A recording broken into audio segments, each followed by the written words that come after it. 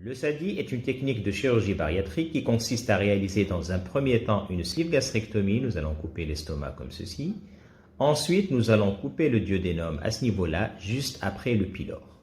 Nous avons ainsi réalisé un tube de sleeve gastrectomie.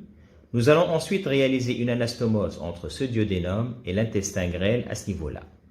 Nous avons par ce montage court-circuité toute cette longueur-là d'intestin et le circuit alimentaire sera le suivant. Les aliments vont descendre dans le tube gastrique et passer directement dans l'intestin à ce niveau-là, au niveau de ce qu'on appelle l'anse commune.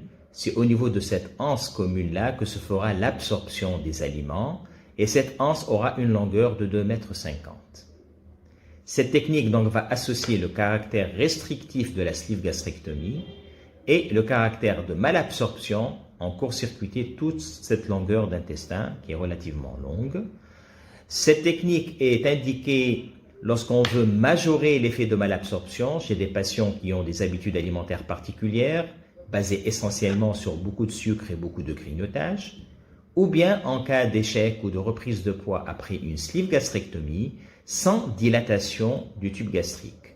Donc, dans tous les cas de figure où nous voulons imposer et insister sur une malabsorption importante, le SADI trouve sa place.